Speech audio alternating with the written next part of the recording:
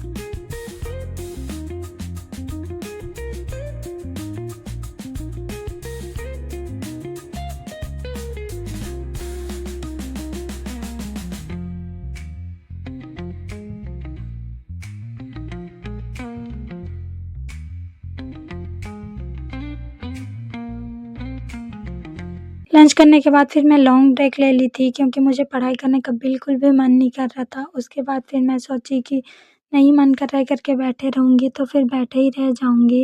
इससे अच्छा मैं हिंदी की क्लास कर लेती हूँ। देन फिर मैं लग गई थी हिंदी की क्लास करने में और आज मैं कान की पढ़ाई नहीं की थी तो मैं नहीं चाहती थी कि आज का दिन बिल्कुल भी वेस्ट चले जाए।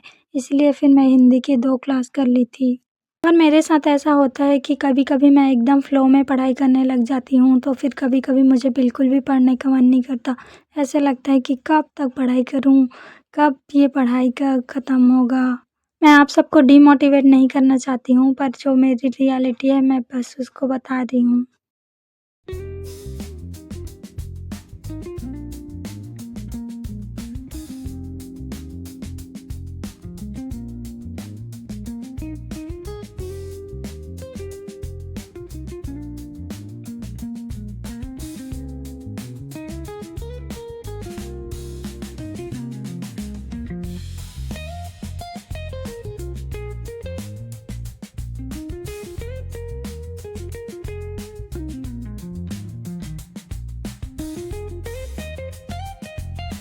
That's all about today. अगर आप मेरी बैंकिंग जर्नी से जुड़ना चाहते हैं तो वीडियो को लाइक और चैनल को सब्सक्राइब कर लीजिए। आज तो मैं उतना ज़्यादा प्रोडक्टिव नहीं बना पाई अपना डे, पर कल से मैं ट्राई करूँगी कि मैं अच्छे से कंसिस्टेंट रह पाऊँ और प्रोडक्टिव डे बना पाऊँ।